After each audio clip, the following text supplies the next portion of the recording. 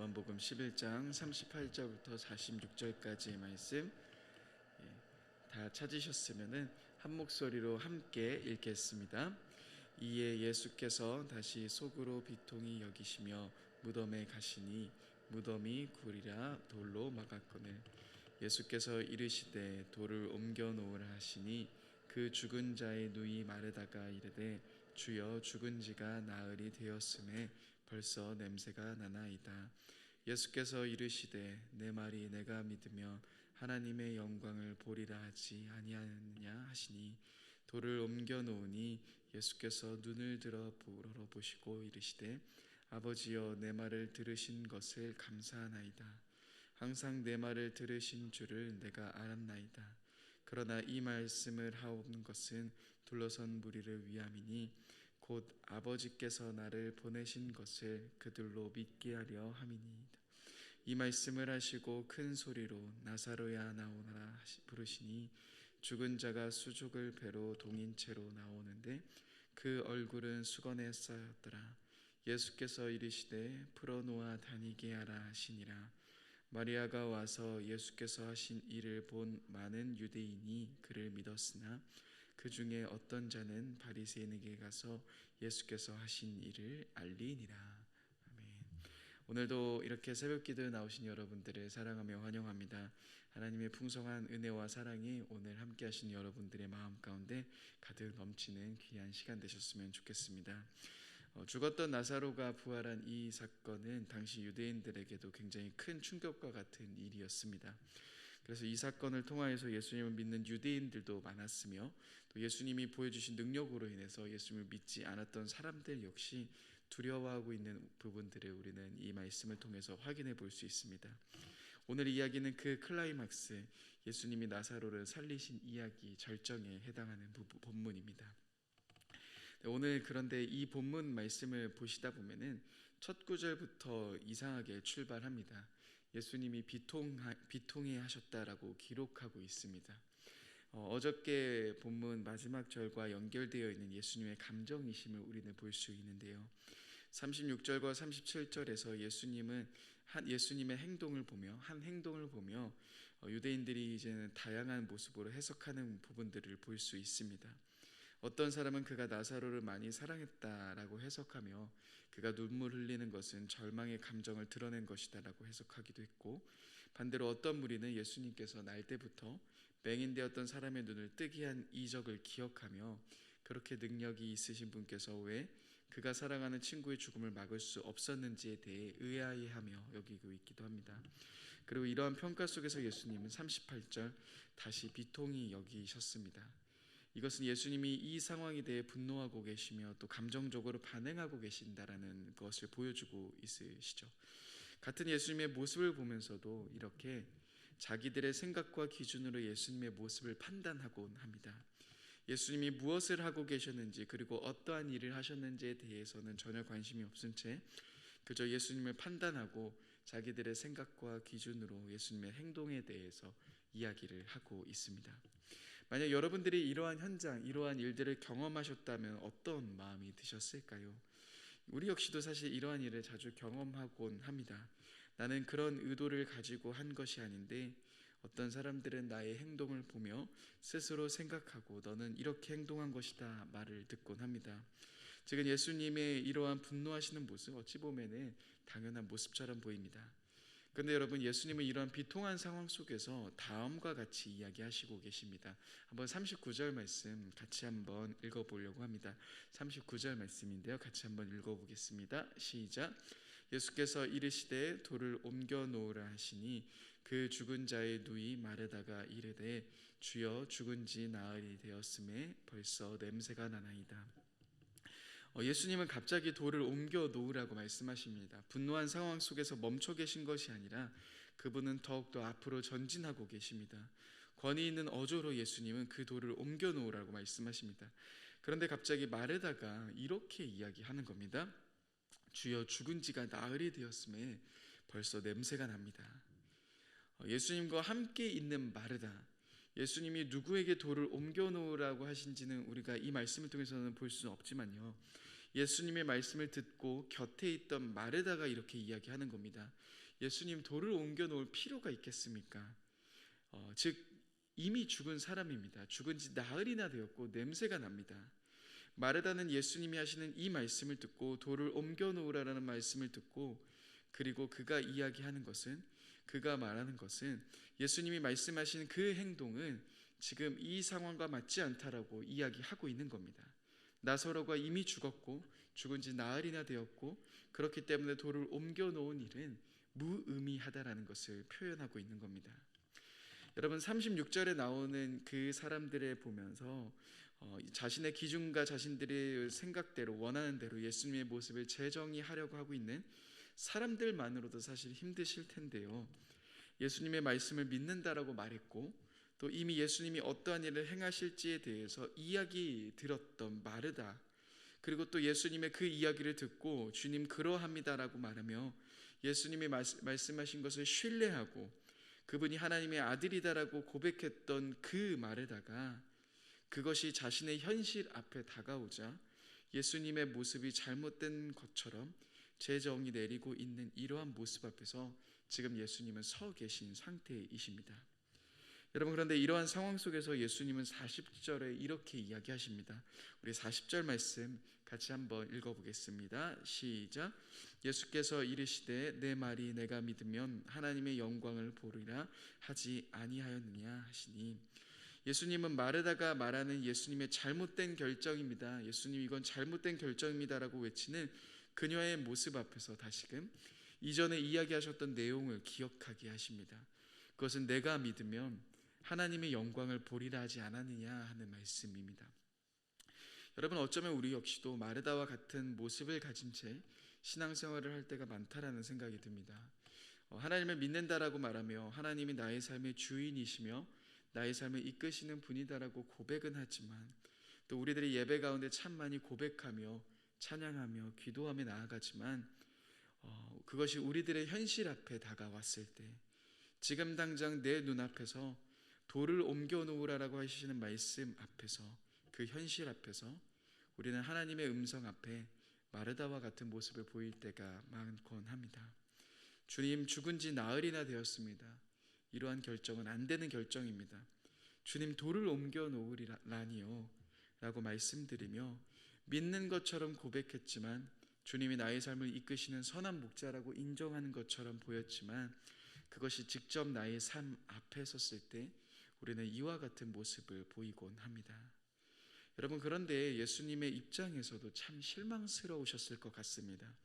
자신의 행동을 보며 전혀 예수님의 마음과는 다르게 그 행동을 정의 내리고 있는 사람들에게도 실망하셨겠지만, 자신을 믿는다라고 고백했고 예수님이 그리스도이시며 하나님의 아들이심을 믿는다라고 고백했던, 그렇게 그분이 하시는 일에 대해서 내가 신뢰합니다, 내가 믿습니다라고 그 누구보다도 외쳤던 마르다가 예수님이 돌을 옮겨 놓으라 했을 때 그 누구보다도 앞서서 예수님, 이것은 잘못된 결정입니다, 이미 죽었습니다, 현실적으로 보았을 때 이거는 그렇게 선택하시면 안 됩니다라고 이야기하는 모습 앞에서 저 같으면 참 많이 실망했을 것 같습니다. 적어도 이 사람만큼만은 나를 이해해주고 나를 알아줄 것이다라고 생각했는데, 그렇게 믿었던 사람이 오히려 나의 앞을 가로막고 있는 상황이라면 우리 같았으면 좌절하며 주저하지 않았을까 생각해 보곤 합니다. 그런데 오늘 예수님의 모습을 보시면요, 우리는 놀라운 사실을 보게 됩니다. 사람들이 예수님을 믿지 않아도, 예수님에 대한 행동에 오해를 하더라도, 또한 자신을 믿는다라고 고백했던 마르다 역시 믿지 않는 모습 앞에서도 예수님은 거침없이 전진하고 계십니다. 41절 말씀에 이렇게 이야기하십니다. 돌을 옮겨 놓으니 예수께서 눈을 들어 우러러 보시고 이르시되 아버지여, 내 말을 들으신 것을 감사하나이다. 여러분, 돌은 이미 옮겨져 있습니다. 누가 옮겼는지에 대한 기록은 나와 있지 않지만 분명한 것은 마르다의 믿지 못함 속에서도 예수님은 그분의 일을 진행하십니다. 그리고 갑자기 눈을 들어서 이렇게 말씀하시죠. 아버지여, 내 말을 들으신 것을 감사하나이다. 그리고 이 기도를 마치신 후에 예수님은 나사로야, 나오라. 그러자 죽었던 나사로가, 죽은 지 나흘이나 되어 썩어가고 있었던 나사로가 무덤에서 나옵니다. 그리고 그를 풀어놓아 다니게 하십니다. 여러분, 함께 이 말씀의 클라이막스에 도달하는 지점에 와 계십니다. 그런데 이 지점에서 우리는 다양한 믿지 못한 자들을 만납니다. 그리고 예수님과 아주 가까운 사이에서도 믿지 못하고 있는 마르다의 모습도 보게 됩니다. 그렇지만 예수님은 이러한 현실과 상황 앞에서 좌절하셨습니까? 아니요, 오히려 예수님은 하나님이 하시는 일을 보여주십니다. 그분은 멈추지 않으십니다. 그분은 계속해서 전진하셨으며 하나님의 일을 나타내 보이십니다. 그리고 오늘 말씀 마지막 부분에서야 어떻게 예수님이 그렇게 살아가실 수 있었는지가 나타납니다. 저는 이 요한복음 말씀을 보면서 예수님의 모습을 깊이 묵상을 했습니다. 예수님이 지금 어떠한 길을 걸어가고 계시는지, 또한 예수님이 지금 나에게 보여주시는 삶이 무엇인지에 대해서 특별히 깊게 많이 생각해 보았습니다. 특별히 이 말씀에서 예수님을 믿지 못하는 많은 사람들이 나오는 것을 보게 됩니다.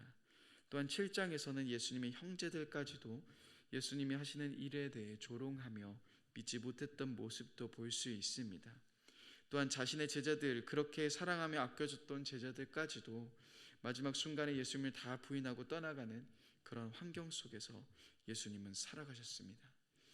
저 같으면 진작에 포기했을 것 같습니다.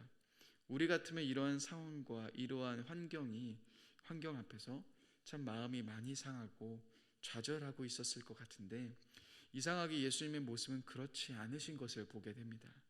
그 비결이 참 궁금했습니다. 그런데 오늘 그 비밀이 등장합니다. 오늘 말씀 41절과 42절에 등장하는 예수님의 기도에 대한 내용은요, 요한복음 안에서 나오는 예수님의 첫 번째 기도의 내용입니다. 그분이 어떻게 기도하고 계시는지를 우리들에게 보여주고 계십니다. 우리 예수님 어떻게 기도하고 계십니까? 바로 아버지여 내 말을 들으신 것을 감사하나이다로 시작하고 계십니다. 그분은 하나님과의 관계로 시작하십니다. 아버지라고 말씀하시며 그 하나님과 예수님과 누리고 계시는 관계에 대해서 말씀하고 계시는 겁니다. 여러분, 우리가 아무리 가까워도 내 다락방 식구들이 나를 이해해 주지 못할 수도 있습니다. 또한 나를 인정해 주지 않을 수도 있습니다. 내 행동에 대해 내 생각과 다르게 나를 판단할 수도 있습니다. 또한 내 육신의 부모님, 또한 자녀들이 나를 이해해 주지 못할 때도 있습니다. 그런데 예수님은 그러한 수 없는 상황 속에서도 지치지 않으실 수 있었던 이유가 있습니다. 왜 그러십니까? 세상에 있는 수많은 사람들이 인정해 주지 않더라도 예수님 누구를 바라보고 계십니까? 오직 하나님만 바라보고 계셨던 겁니다. 아버지 되시는 그분만큼은 이해하시며 알고 계시며 그분만큼은 버리시지 않는다라는, 즉 하나님 아버지와 누리시는 깊은 관계, 그 교제 가운데 계셨기에 예수님은 좌절하지 않으실 수 있었던 겁니다. 카센이라는 신학자는 예수님이 이렇게 기도를 많은 사람들에게 들려주신 이유를 이렇게 해석합니다. 바로 이 기도를 통해서 예수님은 자신과 아버지의 친밀한 관계를 보여주고 계시며 듣고 있는 무리들에게도 이 관계로 이끌기 위함이다라고 해석합니다.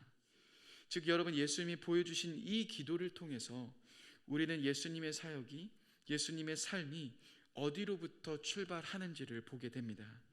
예수님과 하나님과 누리셨던 그 깊은 관계, 바로 아버지와 자녀의 그 관계, 이 관계 역시 우리가 누려야 한다는 겁니다.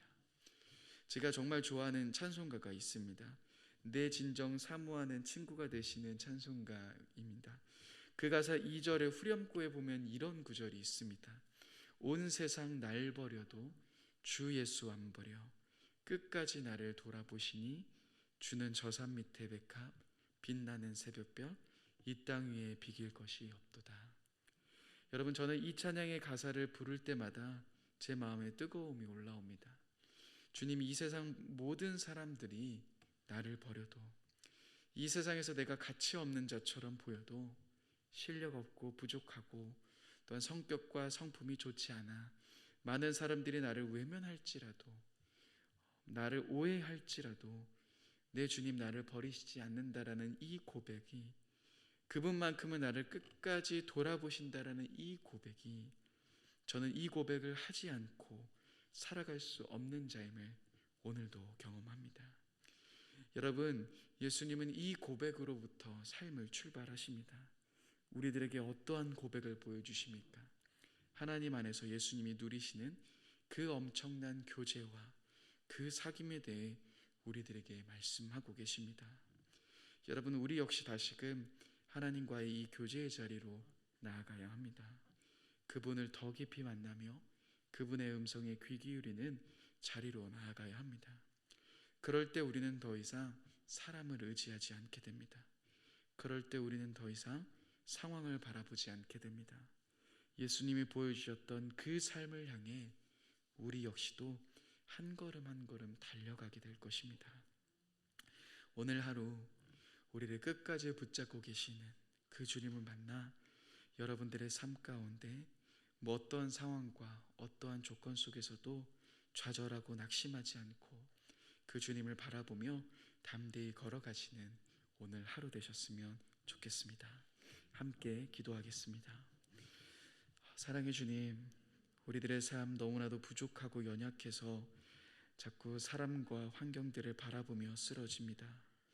버림받을 것 같은 두려움 속에서 우리가 살아가며 그 안에서 하나님을 바라보지 못한 채 우리들의 모습이 서 있습니다.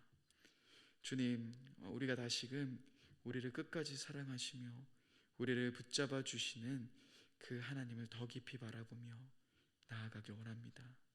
하나님, 우리가 주님과의 더 깊은 사귐 안으로 들어가게 하시며 이 새벽 주님의 깊은 사랑을 경험하며 그 사랑을 누리는 우리들이 될 수 있도록 주님 인도하여 주옵소서. 주님 사랑합니다. 감사합니다. 귀하신 예수님의 이름으로 기도드립니다.